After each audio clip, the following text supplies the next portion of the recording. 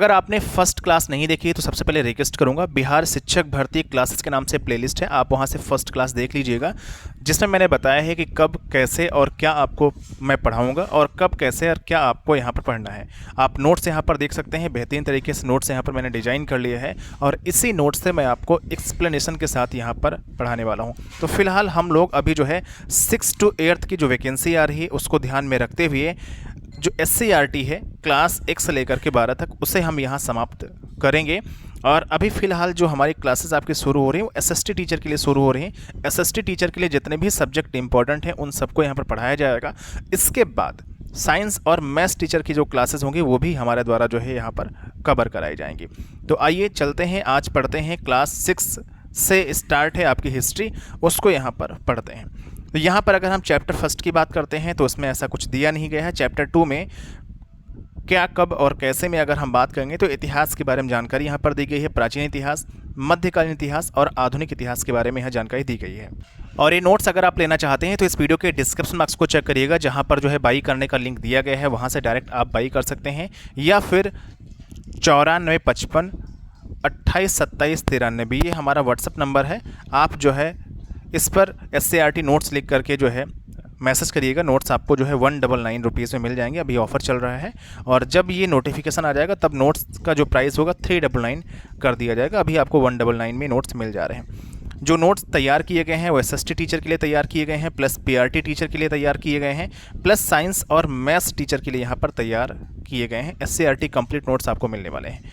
यहाँ पर अगर हम बात करेंगे प्राचीन इतिहास के बारे में तो यहाँ पर कहा गया है मानव जाति की इतिहास की जानकारी हमें कई स्रोतों से प्राप्त होती है। पुस्तक हाथों से लिखित होने के कारण पांडुलिपि कहलाती है, इस पॉइंट को याद रखिएगा। और पांडुलिपियाँ जो होती हैं प्रायः ताड़पत्रों अथवा भोजपत्र पर लिखी जाती है। आगे बढ़ेंगे, यहाँ पर कहा गया है डॉक्टर स्पूनर ने पटना के कुम्हार नामक स्थान में खुदाई द्वारा चंद्रगुप्त मौर्य के राजमहल के स्तंभ निकाले और इस खुदाई में सोने के बैल के टुकड़े यहाँ पर प्राप्त हुए। देखिए SCRT आपको काफ़ी डीप से पढ़ना है, चूँकि PRT वाला जो एग्जाम हुआ था उसमें SCRT बहुत डीप से पूछी गई थी। तो यहाँ पर याद रखना है डॉक्टर स्पूनर जो कि पटना के रहने वाले थे। इसके बाद आगे बढ़ेंगे, सिक्के शासकों द्वारा जारी किए जाते थे जिस पर राजकीय चिन्ह, धार्मिक चिन्ह या कई लिपि अंकित होती थी। सिक्कों का अध्ययन मुद्रा शास्त्र कहलाता था। ये लाइन इंपॉर्टेंट है। आगे यहाँ पर बात करेंगे रेडियो कार्बन विधि के बारे में, कार्बन 14 के बारे में। तो C14 की मात्रा का पता लगाकर उस जीव की आयु निर्धारित करते हैं। तो इसका मतलब है जो कार्बन विधि है उसके द्वारा किसी भी जो डेड बॉडी होती है उसको हम चेक करते हैं उस विधि के द्वारा और फिर पता लगाते हैं वो कितने साल यहाँ पर पुरानी है। तिथियों के बारे में यहाँ पर जानकारी दी गई है कि जिस वर्ष मुख्यतः जो धर्म प्रवर्तक ईसा मसीह के जन्म से यहाँ पर माना जाता है और ईसा मसीह के जन्म को यहाँ पर 0 वर्ष माना गया है। खुदा बख्श लाइब्रेरी कहाँ पर है? पटना में है, याद रखना है। गोपाल नारायण सिंह सार्वजनिक पुस्तकालय कहाँ पर है? पालीगंज स्थित भरतपुर में है और यहाँ पर अनेक पांडुलिपियाँ जो हैं सुरक्षित हैं। आगे यहाँ पर बात करेंगे भौगोलिक पृष्ठभूमि के बारे में। तो यहाँ पर अगर हम बात करें 4 भागों में हमारा जो है जो भौगोलिक पृष्ठभूमि है वो डिवाइड की गई है। जैसे उत्तर के पर्वतीय प्रदेश, उत्तर में आप देखेंगे हिमालय वगैरह है, जितने भी हिल स्टेशन हैं वो सब उत्तर में हैं। इसके अलावा तराई के जंगल से प्रारंभ होकर हिमालय के शिखर तक फैले हुए हैं। इसमें कश्मीर है, कांगड़ा है, कुमायूं है तथा सिक्किम इसमें सम्मिलित है। यानी नॉर्थ ईस्ट पूरा जो एरिया है वो हमारा जो है एक तरीके से पर्वतीय एरिया है। फिर आगे बात करेंगे उत्तर का जो मैदान है जो अपनी उपजाऊ भूमि और अधिक पैदावार के लिए प्रसिद्ध है। इस पॉइंट को याद रखिएगा। यह देश का सर्वाधिक उपजाऊ क्षेत्र है क्योंकि यहाँ पर जो गंगा नदी के द्वारा जो बहाव के साथ जो उर्वरता वाली मिट्टी है वो यहाँ पर ले करके आया जाता है और तभी यहाँ पर जो अधिक ज़्यादा गेहूँ के पैदावार है, धान की पैदावार है यहाँ पर होती है। दक्षिण के पठार के अंतर्गत उत्तर में नर्मदा ताप्ती बहती है। विंध्याचल एवं सतपुड़ा की पहाड़ी उत्तर भारत और दक्षिण भारत को अलग करती है। सुदूर दक्षिण के मैदान में गोदावरी, कृष्णा तथा कावेरी के उपजाऊ डेल्टा वाले प्रदेश यहाँ पर पाए जाते हैं। अब यहाँ पर आगे बढ़ेंगे तो दर्रा के बारे में बात की गई है। पहाड़ियों के बीच सकरे रास्ते होते हैं जिनको दर्रा बोला जाता है। जहाँ पर इंपॉर्टेंट है वो मैं इस तरीके से हाईलाइट कर दूंगा, आप समझ जाना। खैबर की बात अगर करते हैं तो खैबर जो है उत्तर पश्चिमी पाकिस्तान की सीमा और अफगानिस्तान की काबुलिस्तान मैदान के बीच हिंद कुश के सफ़ेद कोह पर्वत श्रृंखला को कहते हैं। तो खैबर किसे कहते हैं? खैबर पाए जाते हैं उत्तर पश्चिम पाकिस्तान की सीमा पर। इसके बाद बोलन किसे कहते हैं? पाकिस्तान में बलूचिस्तान का एक प्रमुख दर्रा जो क्वेटा को जैकोबाबाद से जोड़ता है, इसको बोलन बोलते हैं। ये सब SCERT में आपके दिया गया है, इसलिए मैंने यहाँ पर सब कुछ नोट डाउन कर लिया है। बहुत कुछ यहाँ पर छोड़ा नहीं है, वही छोड़ा हुआ है जो आपके काम की चीज़ नहीं है, तो आपको पढ़ना सब है। इसके बाद बिंद के दक्षिण में ब्रह्मगिरी स्थान पर लगभग 3000 साल पहले लोगों ने महापाषाणी संस्कृत का विस्तार किया था। और यहाँ पर महापाषाणी संस्कृत के बारे में बताया गया है कि मृतकों को दफना करके उसके चारों तरफ बड़े बड़े पत्थर गाड़ दिए जाते थे। इसको महापाषाणी संस्कृत जो है बोला जाता था। आगे बढ़ेंगे, यहाँ पर लिखा गया है कोलडिहवा योम चोपिना मांडो ऐसे स्थल हैं जहाँ सबसे पहले चावल उपजाने का प्रमाण मिला। अगर आपने हड़प्पा सभ्यता पढ़ा होगा तो आपने कोलडिलवा के बारे में ज़रूर पढ़ा होगा कि कोलडिहवा जो है यहाँ से सबसे पहले चावल उपजाने का जो प्रमाण है वो यहाँ पर मिलता है। अब यहाँ पर आगे जो इम्पोर्टेंट लाइन है मगध के बारे में बताया गया। मगध प्रथम बड़ा साम्राज्य था, इस पॉइंट को याद रखिएगा। आगे बढ़ेंगे, यहाँ पर प्रारंभिक समाज के बारे में चैप्टर नंबर 3 पढ़ेंगे। मध्य प्रदेश में क्या है? भीमबेटका की गुफा है, पंचमढ़ी है और बुढ़नी है। ये इंपॉर्टेंट है, याद रखिएगा। इसके अलावा अगर हम आगे बढ़ेंगे, यहाँ पर अगर हम बात करें यहाँ पर भीमबेटका के बारे में तो MP में यानी मध्य प्रदेश में रायसेन जिला है।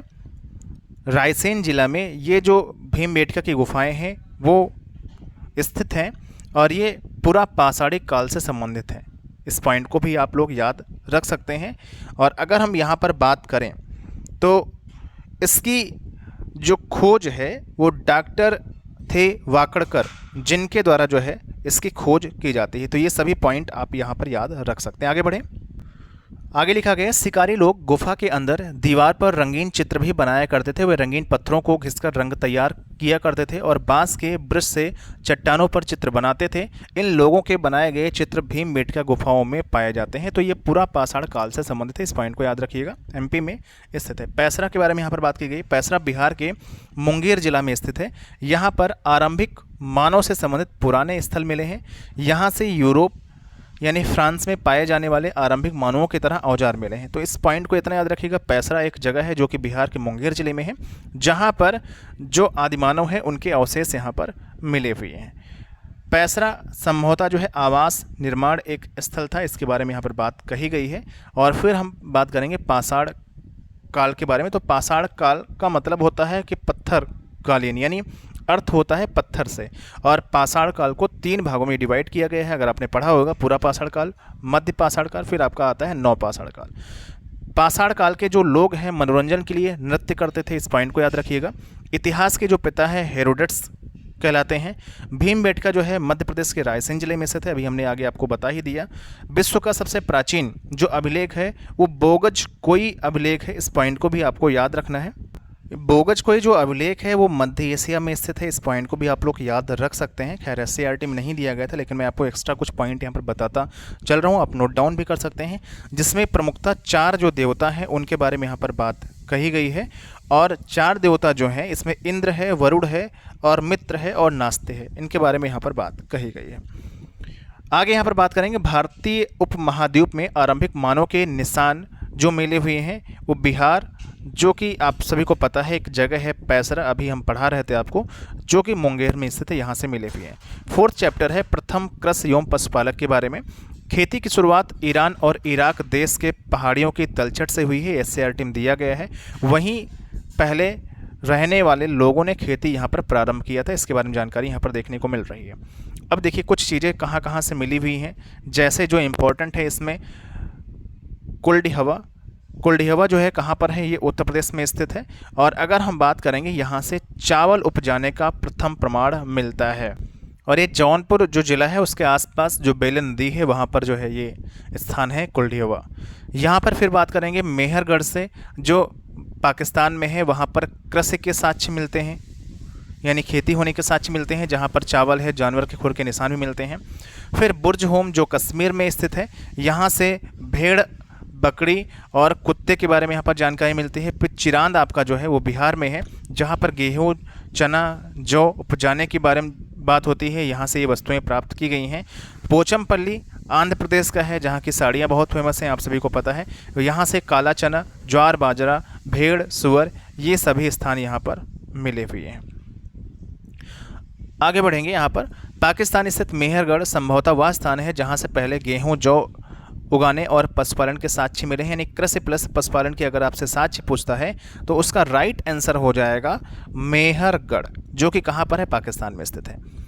इसके बाद यहाँ पर अगर हम बात करेंगे, पहला 3 स्तर नवपाषाण काल का और प्रत्येक स्तर से कृषि उत्पादन और पशुओं के भेड़ बकरी पालने के साक्ष्य यहाँ पर मिले हुए हैं। चिरांद जो है आपका बिहार में स्थित है, जहाँ पर सभ्य जीवन, पहले नवपाषाण संस्कृति, ये यहाँ से मिली हुई है।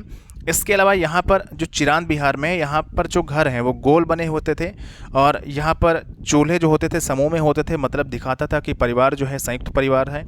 और मिट्टी के जो बर्तन हैं उस पे जो रंग है लाल धूसर रंग का होता था। इस पॉइंट को भी आपको याद रखना है। सबसे पहले आदमी ने जो है कुत्ता को पालतू पशु बनाए, ये भी इम्पोर्टेंट बन जाता है। फिर यहाँ पर अगर हम बात करेंगे आगे, तो आप देखिएगा यहाँ पर चैप्टर नंबर 5 है। चैप्टर नंबर 5 में है प्रारंभिक शहर, प्रथम नगरीकरण। तो नवपाषाण काल के बाद धातु युग यानी कांस्य जो युगीन है वो सभ्यता यहाँ पर शुरू होती है। धातु युग में निम्न नगरों का विकास होता है, जिनके बारे में यहाँ पर जानकारी दी गई है, जिसमें प्रमुख है कालीबंगा। कालीबंगा जो है कहाँ पर है, राजस्थान में है, जहाँ पर चूड़ियों के साक्ष्य जो है मिले हुए हैं कालीबंगा से। पहला धातु तांबा था, जिसे नदी के तलहटी से प्राप्त किया जाता था। और भारत में जो सभ्यता थी उसको, भारत और पाकिस्तान के बीच जो सभ्यता थी वो हड़प्पा सभ्यता थी। इराक में मेसोपोटामिया की सभ्यता थी, इस पॉइंट को याद रखिएगा। चीन में उसी समय सांग सभ्यता थी, इस पॉइंट को याद रखिएगा। नवपाषाण युग के बाद विश्व के कई हिस्सों में मानवीय संस्कृति के सभ्यावेश प्रवेश किया गया। यानी नवपाषाण काल के बाद जो मनुष्य है उसकी जो स्थिति है वो धीरे धीरे करके यहाँ पर सुधरती रही। अब यहाँ पर हड़प्पा सभ्यता की खोज के बारे में बात यहाँ पर कही गई है। तो यहाँ पर देखिए हड़प्पा नगर की खोज सबसे पहले हुई। इसके बाद हड़प्पा के जो अधिकांश नगर थे वो 2 हिस्सों में डिवाइड थे, इस पॉइंट को याद रखिएगा। सबसे पहले आपको याद होना चाहिए कि वर्ष 1921 में हड़प्पा सभ्यता की जो खोज है वो दयाराम साहनी के द्वारा जो है यहाँ पर की गई थी। और हड़प्पा सभ्यता जो है रावी नदी के तट पर स्थित है, ये काफ़ी ज़्यादा इंपॉर्टेंट यहाँ पर बन जाता है। हड़प्पा के अधिकांश नगर 2 हिस्सों में डिवाइड थे, पश्चिमी हिस्सा और यहाँ पर पूर्वी हिस्सा। इसके बाद यहाँ पर जो है मोहनजोदाड़ो अगला स्थल, जो कि राखालदास बनर्जी के द्वारा वर्ष 1922 में खोज किया गया। ये सिंधु नदी के किनारे स्थित है। फिर यहाँ पर कालीबंगा जो है वो घग्गर नदी के किनारे स्थित है। लोथल जो है भोगवा नदी किनारे स्थित है, रंगनाथ राव के द्वारा खोज किया गया। धौलावीरा जो है लूनी नदी किनारे स्थित है, आर्य बिस्ट के द्वारा खोज किया गया। चहुंदड़ो जो है वो गोपाल दास मजूमदार के द्वारा खोजा गया, जो कि सिंधु नदी किनारे स्थित है। और रंगपुर जो है वो मादर नदी के किनारे यहाँ पर स्थित है, इस पॉइंट को याद रखिएगा। मोहनजोदाड़ो से क्या क्या मिला है यहाँ पर आगे जानकारी दी गई है। मोहनजोदाड़ो में एक तालाब मिला है जिसे पुरातत्व बिंदु में महास्नानागार जो है कहा गया है। तो महास्नानागार कहाँ से मिला, मोहनजोदाड़ो से मिला। इसके अलावा यहाँ पर फिर कहा गया है जो तालाब था उसका जो फर्श था वो कई जो तराशी गई ईंटें होती थी, जो ईंट होती थी, ईंट पर नक्काशी बनी होती थी, उन ईंटों से बना हुआ होता था। इसके बाद प्लास्टर के लिए जो है चारकोल की परत चढ़ाई जाती थी, तब वहाँ पर सीमेंट वगैरह नहीं चलती थी, जैसा कि आप सभी को पता ही है। और तालाब के पास एक कुआं भी मिला है, जो स्नानागार का पानी इस कुआं से निकाले गए पानी से भरा जाता था। और स्नानागार में पानी निकालने की व्यवस्था भी थी, आदमी जाता था आराम से वहाँ पर नहाता था। स्नानागार के चारों ओर कमरे बने हुए हैं विशिष्ट अवसर पर स्नान के लिए, जैसे जो महिलाएं होती थी वो स्नानागार से पानी लेकर के जो कमरे बने होते थे वहाँ पर जाकर के वो नहाती थी। फिर देखिए यहाँ पर आगे बात कही गई है कालीबंगा और लोथल में अग्निकुंड के साक्ष्य मिले हुए, इंपॉर्टेंट बन जाता है यहाँ से। इसका मतलब ये होता है कि हड़प्पा सभ्यता में यज्ञ वगैरह जो है होती थी। नगरीकरण की जो शुरुआत है वो हड़प्पा सभ्यता के समय से यहाँ पर हो चुकी थी और जो कि अभी तक जारी है वर्तमान युग में। हड़प्पा के बारे में, हाँ, हड़प्पा की जो सभ्यता थी कांस्य युगीन थी। हड़प्पा जो है मात्र सत्तात्मक था, यानी देवियों की पूजा होती थी। इसके अलावा स्वास्तिक चिन्ह जो है हड़प्पा सभ्यता की देन है, इंपॉर्टेंट है। हड़प्पा के जो निवासी हैं वो खेल जो खेलते थे उसको शतरंज बोलते थे, शतरंज खेल खेलते थे। हड़प्पा के जो लोग हैं लोहा से अनभिज्ञ थे, यानी ये सभ्यता जो है तांबा से परिचित थी, कांस्य युगीन सभ्यता थी, लेकिन लोहा से अनभिज्ञ थे, इस पॉइंट को याद रखिएगा। हड़प्पा के मिट्टी के बर्तन में प्रयुक्त जो है रंग जो था वो लाल रंग था। इसके अलावा हड़प्पा सभ्यता का जो व्यापारिक संबंध है वो मेसोपोटामिया से, इस पॉइंट को याद रखिएगा। ये लोग जो है मेसोपोटामिया की जो सभ्यता थी दजला और फरात नदी के बीच में इराक में स्थित थी, वहाँ से ये लोग जो है अपना व्यापार करते थे। हड़प्पावासी वृक्ष और जो पशु थे उनकी भी पूजा यहाँ पर करते थे, अर्थात ये प्रकृति पूजक थे हम कह सकते हैं, यानी प्रकृति प्रेमी थे। प्रकृति की पूजा जो है हड़प्पावासी करते थे। हड़प्पा के लोग इसलिए ताबीज पहनते थे, संभवतः भूत प्रेत और जादू टोना पर विश्वास भी करते थे। हड़प्पा के लोग मृतकों को दफनाने एवं जलाते भी थे। तो कितनी बेहतरीन तरीके से नोट्स को यहाँ पर डिजाइन किया गया है, आप लोग 199 पेमेंट करके ले सकते हैं, लिंक इस वीडियो के डिस्क्रिप्शन बॉक्स में दिया गया है। हड़प्पा की सड़कें और नालियों के बारे में यहाँ पर बात करेंगे तो हड़प्पा के जो नगर हैं प्रायः 1-2 मंजिल या कुछ 3 मंजिल के होते थे। प्रत्येक घर में एक आंगन होता था। मकानों के दरवाजे और खिड़कियाँ मुख्यतः सड़कों की बजाय गली में खुलते थे। देखिए जो बीपीएससी एग्जाम लेगा उसमें कुछ भी पूछा जा सकता है एससीईआरटी से, इसलिए मैंने डीप से लिखा हुआ है और आपको डीप से ही पढ़ने की कोशिश भी करनी चाहिए। अभी समय है, आप आराम से पढ़िए। खुद चाहे तो आप नोट्स भी बना सकते हैं जो मैं बता रहा हूँ, या आप नोट्स को ले भी सकते हैं। नगरों में सुव्यवस्थित सड़कें थी और नालियाँ बनी हुई थी। इसके साथ ही साथ जो जल निकासी की व्यवस्था थी वो भी बहुत अच्छे तरीके से थी। और सड़कें जो होती थी एक दूसरे को समकोण पर, मतलब चौराहों पर काटती थी। एक सड़क इधर से आ रही, एक सड़क यहाँ से आ रही, ये हमेशा जो है समकोण पर काटती थी। इस पॉइंट को याद रखिएगा। अब यहाँ पर हड़प्पा के जो समय आवश्यक कच्चे माल कहाँ कहाँ से प्राप्त किए जाते थे इनके बारे में जानकारी यहाँ पर दी गई है। जैसे तांबा राजस्थान से मिलता था, खेतड़ी की खान है वहाँ से मिलता था। सोना जो है कोलार की खान है कर्नाटक में, वहाँ से मिलता था। तो ये सारी चीज़ें यहाँ पर बताई गई हैं।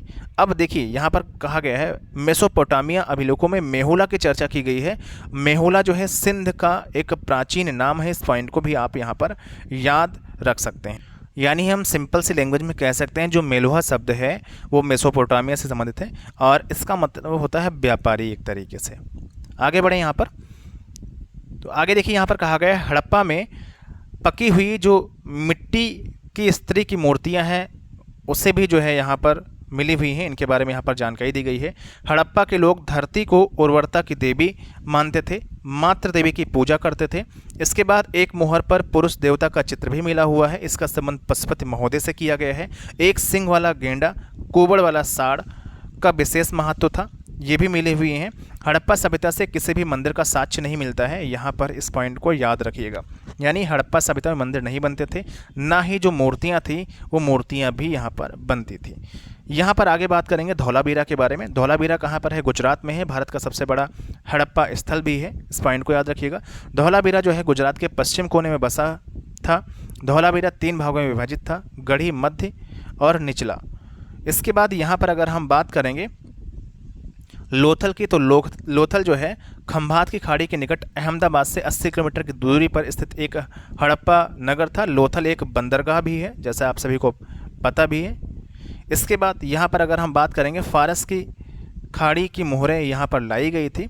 लोथल से जली मार्ग से व्यापार होता था चूँकि ये बंदरगाह है।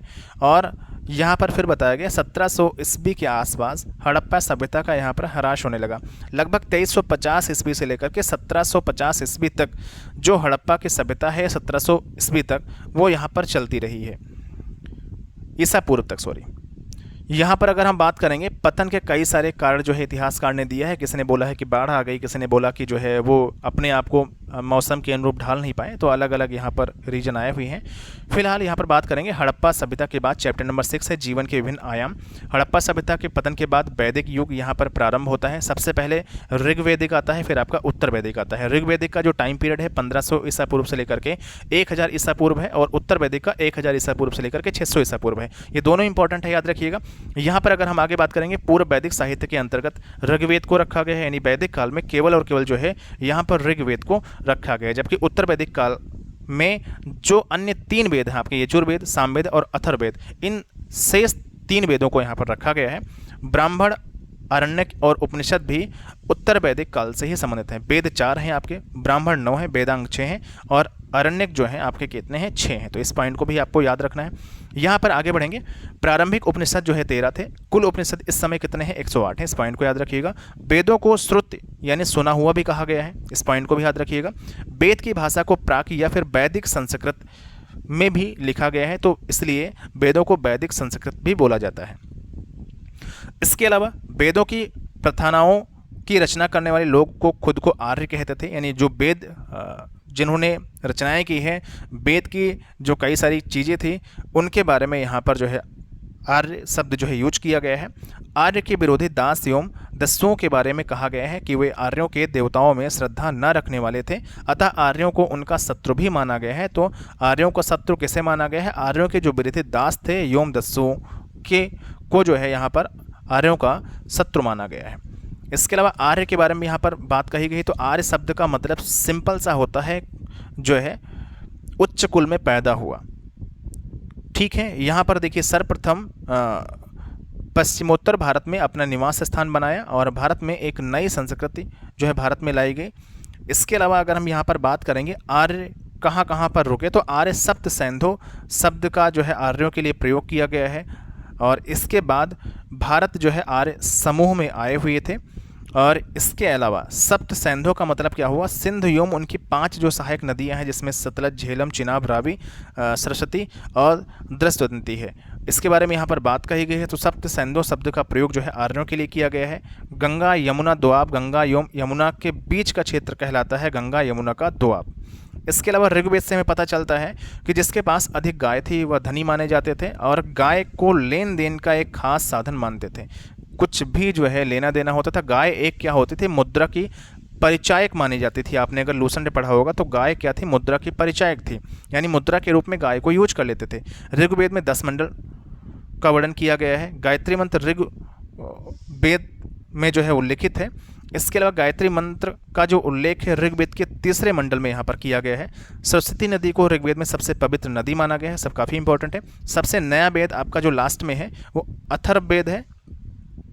इसके अलावा वैदिक काल में जो राजा कर वसूलता था उसे बलि कहा जाता था। सत्यमेव जयते मुंडको उपनिषद से लिया गया, इस पॉइंट को याद रखिएगा। संगीत का जनक सामवेद को कहा जाता है, जो कि सामवेद में जो गीत वगैरह है उनके बारे में यहाँ पर बात कही गई है। यजुर्वेद में कर्म कांड के बारे में यहाँ पर बात कही गई है, यज्ञानुष्ठान की बात कही गई है। उत्तर वैदिक काल में कृषि लोगों का प्रमुख धंधा था। और जैसे ही उत्तर वैदिक, इससे पहले जो है ऋग्वैदिक काल में क्या था? पशुपालन था। ऋग्वैदिक काल में जो प्रमुख पेशा था पशुपालन था, लेकिन उत्तर वैदिक काल में कृषि जो था वो यहाँ पर लोगों का प्रमुख पेशा हुआ। फिर ऋग्वैदिक काल के बारे में यहाँ पर बात करेंगे। 1500 ईसा पूर्व से लेकर के 1000 ईसा पूर्व के बारे में है। यहाँ पर देखिए गायों को प्राप्त करने के लिए आर्यों का एक कबीला दूसरे कबीले के साथ अक्सर युद्ध करता था।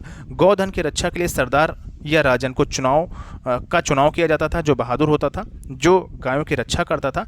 इसके बाद यहाँ पर अगर हम बात करेंगे, ऋग्वैदिक राजन को किसी विशिष्ट भौगोलिक क्षेत्र का स्थायी के रूप में से शासन करने वाला राजा नहीं माना जाता था, क्योंकि राजनीति अवधारणाओं, इसके बारे में यहाँ पर आप पढ़ लीजिएगा, ज़्यादा इंपॉर्टेंट ये लाइन नहीं है, फिर भी मैंने लिख दिया है। राजन एक कबीले के मुखिया मात्र या वंश की परंपरा के लोग के साथ यहाँ पर रहते थे।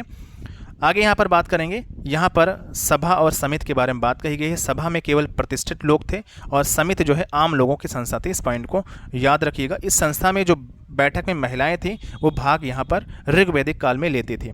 ऋग्वैदिक काल का मुख्य जो पेशा था वो पशुपालन था, इस पॉइंट को भी आपको यहाँ पर याद रखना है। और हमने बता दिया है कि उत्तर वैदिक काल में जो कृषि था वो प्रमुख पेशा यहाँ पर बना।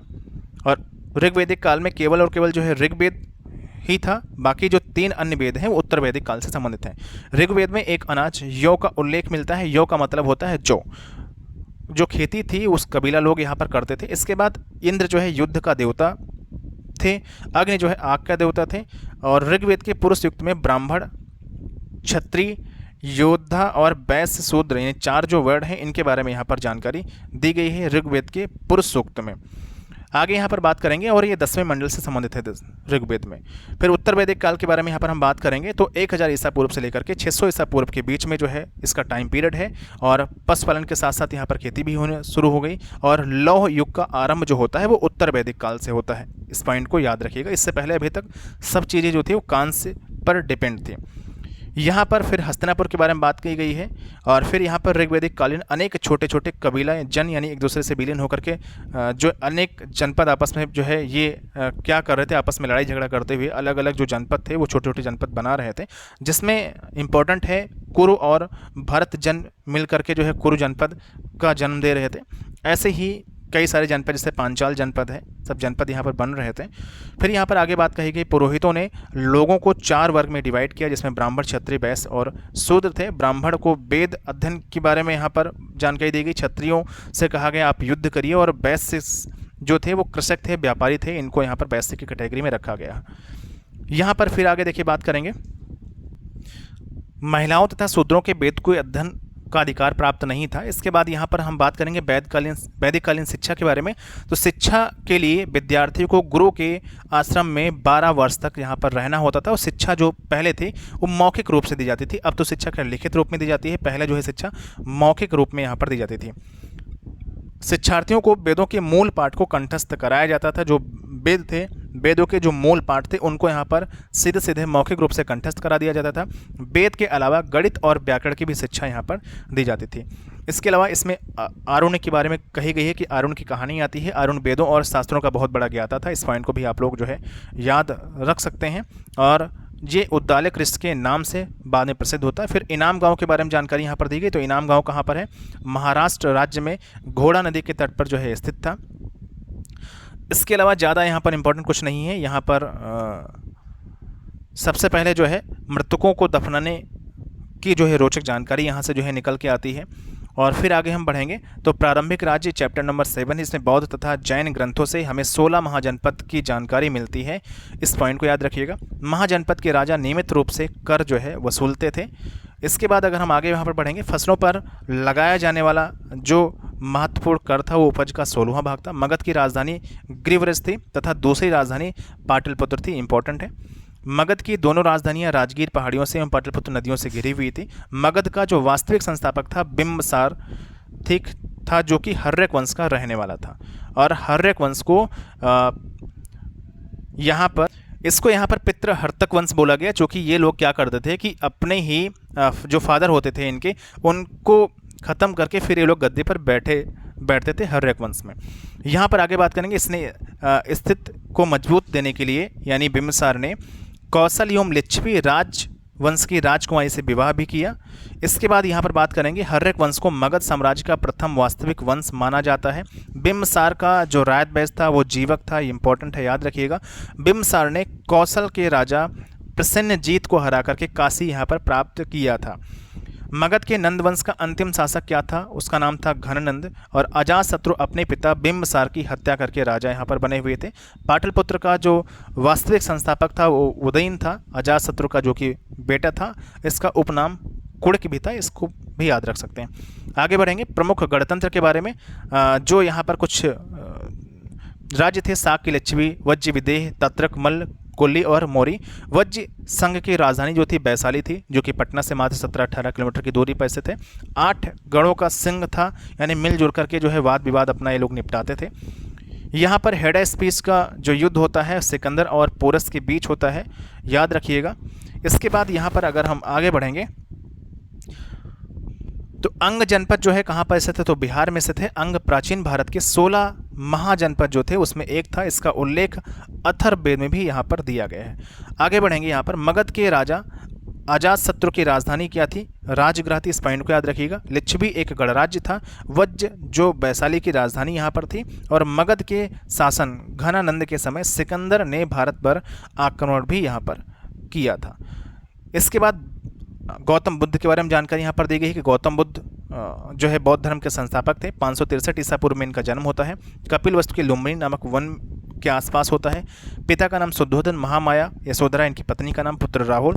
जन्म प्रतीक यहाँ पर कमल एवं साड़। प्रथम गुरु अलार कलाम थे। इस पॉइंट को याद रखिएगा।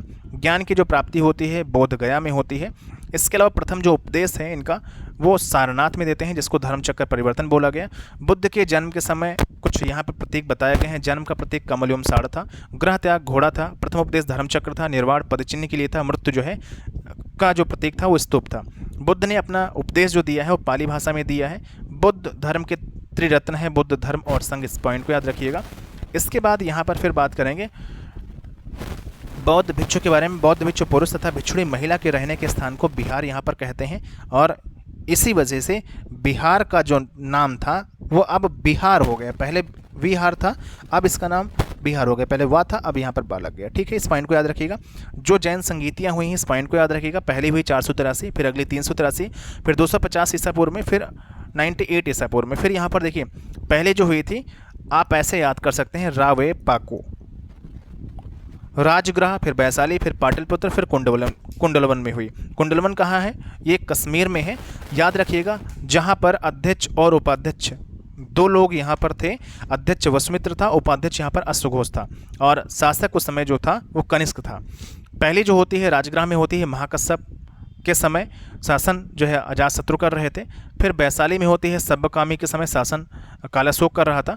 फिर तीसरी जो होती है वो इंपॉर्टेंट है 250 ईसा पूर्व में मोगल पुत्र तिस्र के समय होती है, जिसमें अशोक शासन यहाँ पर कर रहे थे। गया के पास बोध गया में पीपल वृक्ष के नीचे ज्ञान की प्राप्ति होती है। और इसके बाद बौद्ध ने सर्वाधिक जो उपदेश दिए हैं वो यूपी में श्रावस्ती में दिए हैं। बुद्ध के मरणोपरांत उनके शारीरिक अवशेष पर निर्मित जो संरचना है उसको स्तूप बोलते हैं। बौद्ध धर्म में ग्रह त्याग को महाभिनिष्क्रमण बोलते हैं। और इसके बाद जो इनकी मृत्यु होती है 483 ईसा पूर्व में कुशीनगर के निकट पावापुरी में हो जाती है, जो वर्तमान में गोरखपुर में स्थित है। मगध के राजा बिम्बिसार इनके जो है अनुयायी भी थे, इस पॉइंट को भी आप याद रख सकते हैं। फिर यहाँ पर आगे बढ़ेंगे, जैन धर्म के बारे में बात यहाँ पर कही गई है। तो जैन धर्म का मतलब है, जैन शब्द जिन शब्द से निकला हुआ है जिसका अर्थ है जीतने वाला। आगे यहाँ पर बात करेंगे, जैन धर्म के संस्थापक ऋषभदेव थे। 23वें तीर्थंकर पार्श्वनाथ थे जो काशी के अश्वसेन के पुत्र थे। महावीर स्वामी जो हैं जैन धर्म के अंतिम तथा 24वें यहाँ पर तीर्थंकर थे। मूल नाम इनका जो यानी बचपन का नाम वर्धमान महावीर था। जन्म 540 ईसा पूर्व में वैशाली के निकट होता है, कुंडलवन ग्राम में होता है। 468 ईसा पूर्व में पावापुरी के निकट इनकी जो है मृत्यु हो जाती है। पिता इनके थे सिद्धार्थ जो कि जातक वंश से संबंधित थे और क्षत्रिय कुल के रहने वाले थे। माता का नाम त्रिशला देवी था जो कि लिच्छवी के राजा चेटक की बहन थी। ये सब इंपॉर्टेंट है, याद रखिएगा, आपने हालांकि कई बार पढ़ा भी होगा। वर्धमान महावीर का विवाह यशोदा से होता है। ज्ञान की प्राप्ति जो होती है कैवल्य कहलाते हैं और 12 वर्ष की तपस्या के बाद जो है इनके ज्ञान की प्राप्ति हो जाती है। चंद्रगुप्त मौर्य जैन धर्म को मानते थे, इस पॉइंट को याद रखिएगा। जैन धर्म के त्रिरत्न हैं, सम्यक दर्शन, सम्यक ज्ञान, सम्यक आचरण। महावीर के जो प्रथम अनुयायी थे उनके जो दामाद थे उनका नाम था जमाली, वही जो है प्रथम अनुयायी यहाँ पर बनते हैं। इसके बाद यहाँ पर महावीर ने अपने उपदेशों में कर्म को प्रधान माना है, इस पॉइंट को याद रखिएगा। आगे बात यहाँ पर करेंगे, जैन धर्म ऐसा मानता है कि त्रिरत्न को अपनाया जाए तो जीवन मरण के दुखों से छुटकारा मिल सकता है। और मृत्यु 468 ईसा पूर्व में होती है। नचिकेता की कहानी कठोपनिषद से ली गई, ये भी आपके चैप्टर में दिया गया है। उपनिषद में विचारों का संकलन है, इसके बारे में यहाँ पर जानकारी दी गई है। महावीर ने अपनी शिक्षा आम लोगों को प्राकृत भाषा में दी है, इस पॉइंट को याद रखिएगा। जो बौद्धों की भाषा थी वो पाली थी, लेकिन जो जैनों की भाषा थी वो प्राकृत थी, इस पॉइंट को याद रखिएगा। आगे यहाँ पर बात करेंगे, जैन धर्म के अनुयायियों का मानना है कि इस मार्ग से चलने के लिए जीवन मरण के दुखों से छुटकारा पा सकता है। लाइन यहाँ पर रिपीट हो गई है। आगे बढ़ेंगे, यहाँ पर चैप्टर नंबर 9 के बारे में बात करेंगे, प्रथम साम्राज्य के बारे में। 273 ईसा पूर्व में अपने पिता बिंदुसार के बाद अशोक मगध साम्राज्य का सम्राट बना। मौर्य वंश का संस्थापक चंद्रगुप्त मौर्य है, इस पॉइंट को याद रखिएगा। इसके बाद यहाँ पर देखिए अशोक की जो राजधानी थी वो पाटलिपुत्र थी, इस पॉइंट को याद रखिएगा।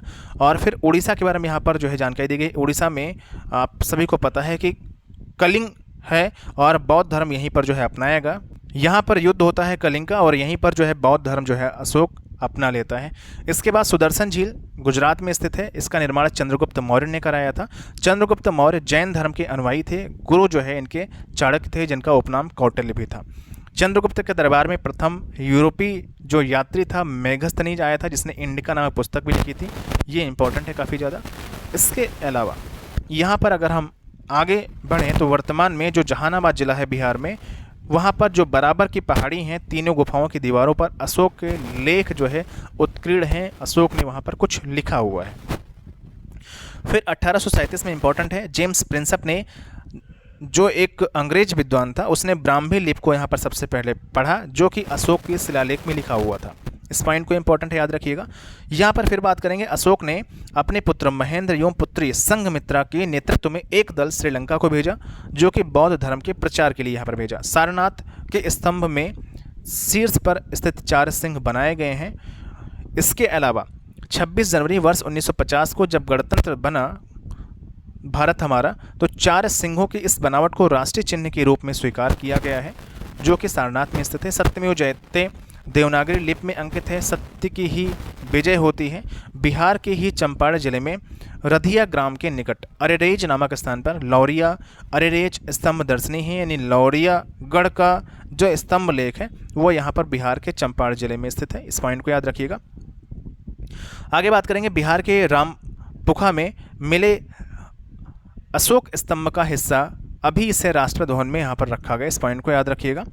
इसके अलावा यहाँ पर रामपुखा नहीं रामपुरवा होना चाहिए। शिलालेख में प्रयुक्त जो लिपि हैं वो ब्राह्मी हैं और खरोष्टी हैं। तो ब्राह्मी जो लिपि थी बाएं से दाएं लिखी जाती थी और खरोष्टी जो है दाएं से बाएं लिखी जाती थी। इस पॉइंट को याद रखिएगा। अशोक का जो 7वां अभिलेख है वो सबसे यहाँ पर लंबा है और टोटल अगर हम अभिलेख की बात करें तो स्तंभ लेख 7 थे और अभिलेख यहाँ पर 14 थे, यानी शिलालेख जो है 14 थे और स्तंभ जो थे वो यहाँ पर स्तंभ लेख 7 थे। इस पॉइंट को याद रखिएगा।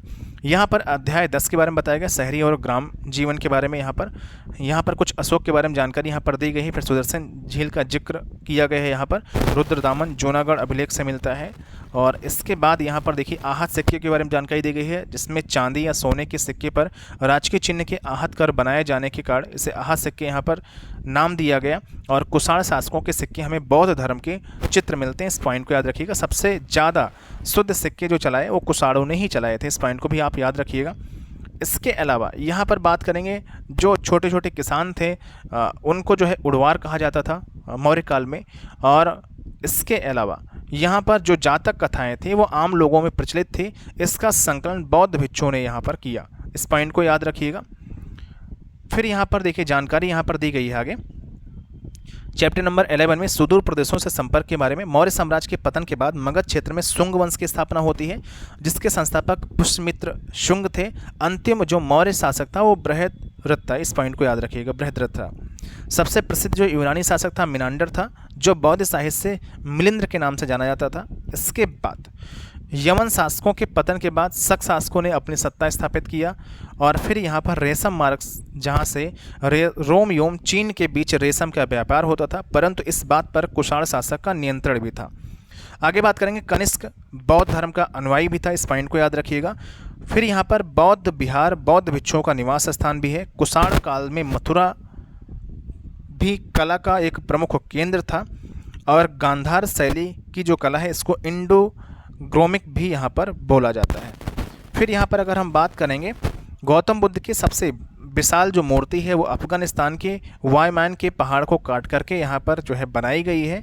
फिर चैप्टर नंबर 12 में यहाँ पर नए साम्राज्य एवं राज्य के बारे में जानकारी दी गई, जिसमें समुद्रगुप्त के बारे में जानकारी दी गई। समुद्रगुप्त गुप्त वंश का प्रभावशाली शासक था। समुद्रगुप्त के बारे में एरड़ अभिलेख जो मध्य प्रदेश में स्थित है वहाँ से जो है जानकारी प्राप्त होती है। और समुद्रगुप्त के दरबारी जो कवि थे उसका नाम हर्षिण था। फिर गुप्त काल के बारे में यहाँ पर जानकारी दी गई है कि गुप्त काल का जो संस्थापक था श्रीगुप्त था एवं घटोत्कच था।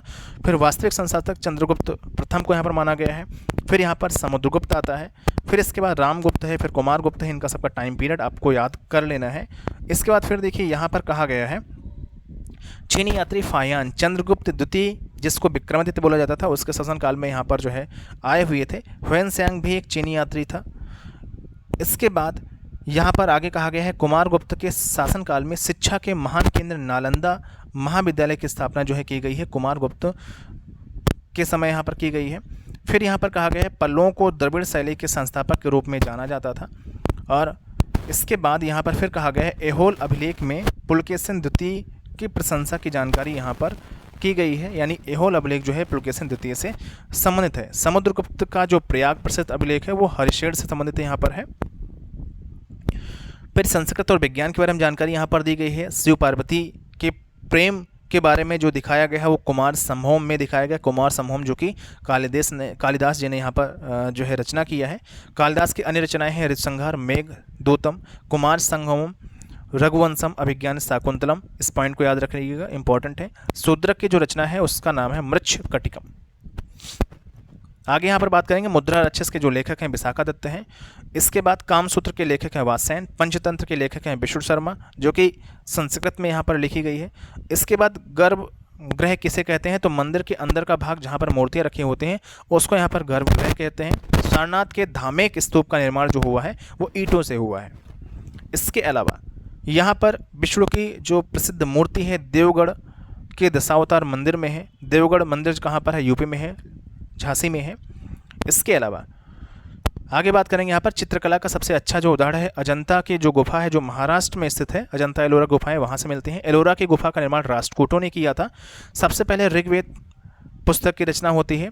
आयुर्वेद के विद्वान और महान चिकित्सक धन्वंतरी चंद्रगुप्त द्वितीय के दरबार में रहते थे। इस पॉइंट को याद रखिएगा। सबसे पहले आर्यभट्ट ने बताया था कि पृथ्वी गोल है और यह अपनी धुरी पर घूमती है, यह अपनी धुरी पर घूमती है। इस पॉइंट को याद रखिएगा। यहाँ पर अभिज्ञान शाकुंतलम के बारे में अगर बात की जाए तो एक नाटक है। हर्षवर्धन की रचना है नागानंद रत्नावली और प्रियदर्शी का। इस पॉइंट को याद रखिएगा। फिर यहाँ पर देखिए बात की गई पटना संग्रहालय की। पटना संग्रहालय जो है की स्थापना केपी जायसवाल के प्रयास से यहाँ पर जो है हुई थी। बिहार एवं उड़ीसा की रिसर्च सोसाइटी के संस्थापक केपी जायसवाल जी थे।